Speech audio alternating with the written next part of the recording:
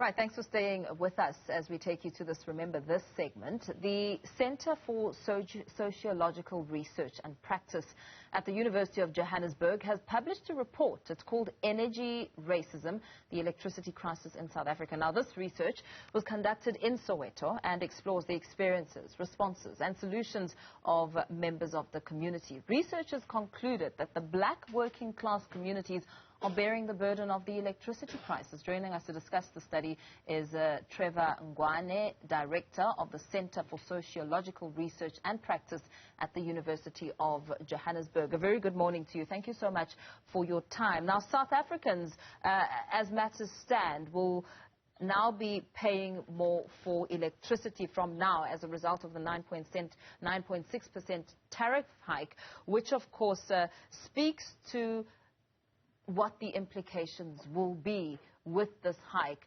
also assessing the economic status of the country and, I mean, the price of fuel, food, all going up. What did you find in your research? Thank you very much for having me on your platform.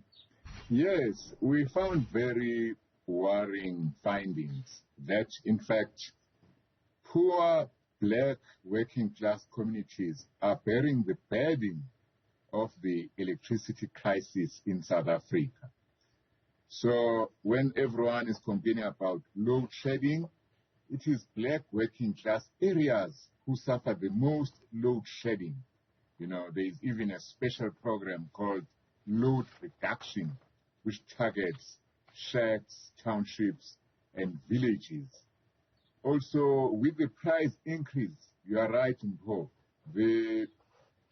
the working class, the unemployed are going to suffer the most because already they are poor. So what impacts, I mean, did you find that this has on ordinary people in the township, their day-to-day lives, and also bringing into the forefront the kind of lifestyle that has been exacerbated by the COVID-19 pandemic?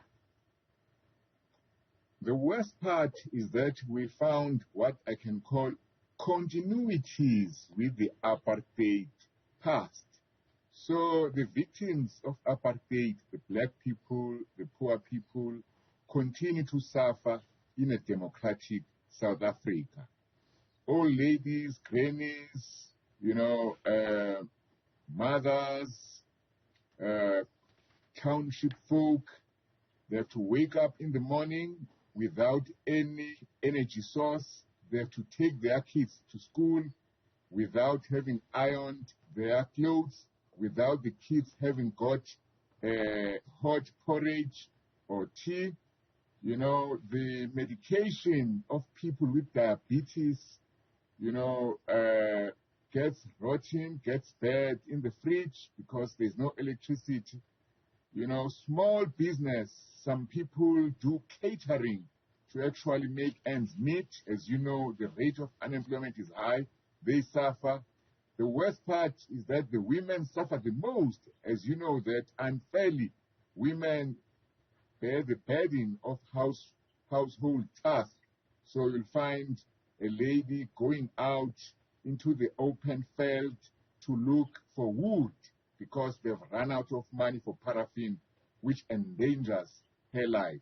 So the black working class, the former victims of apartheid, continue to suffer in the democratic South Africa.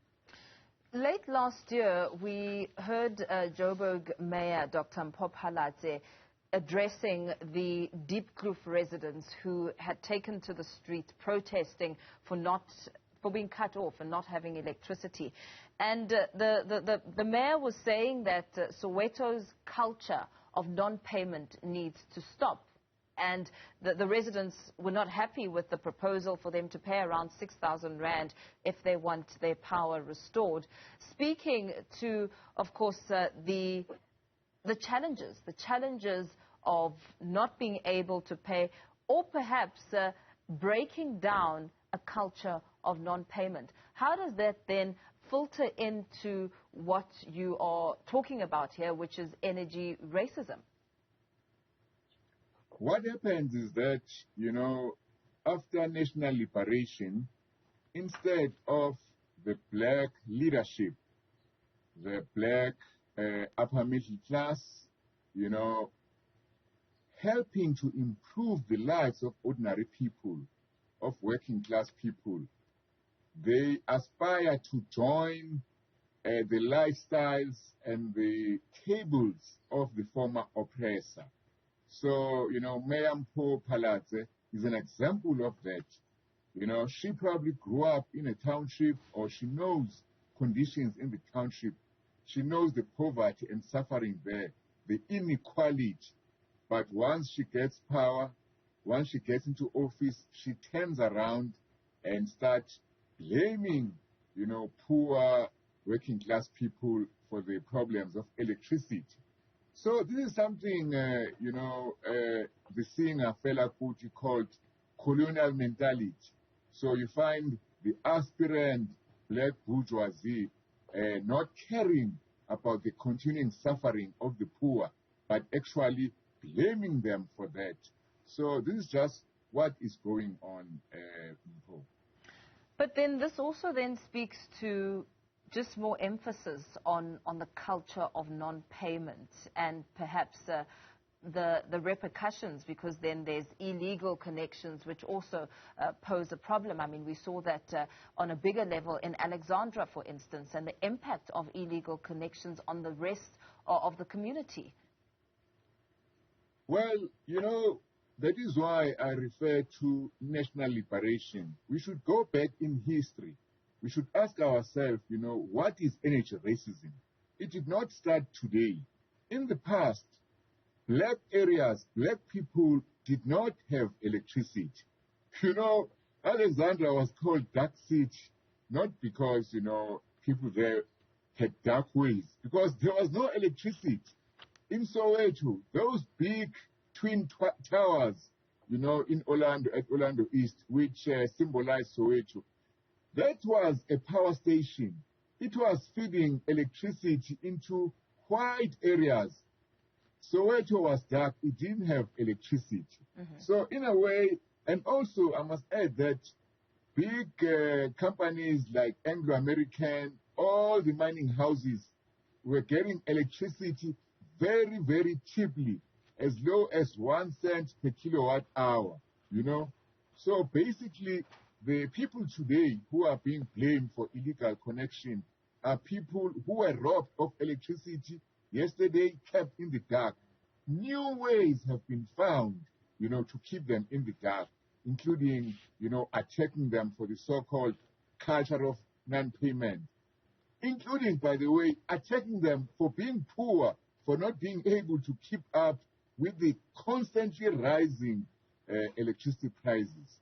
So that is what our report found. And what solutions does your report offer? I mean, it's 88 pages long, very intense in its findings.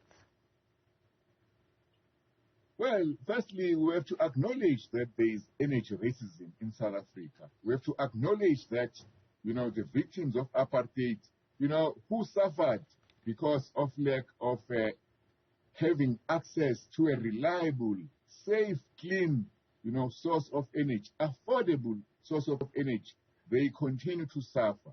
So it means that this government must prioritize rolling back the legacy of the past. And one way it can do that is to ensure that black working class areas, rich or poor, have got adequate supplies of energy, and stop victimizing them, scapegoating them, and blaming them for the electricity crisis. Very well. We're going to have to leave it there, and thank you for your time, Trevor Ngwane, Director of the Center for Sociological Research and Practice at the University of Johannesburg.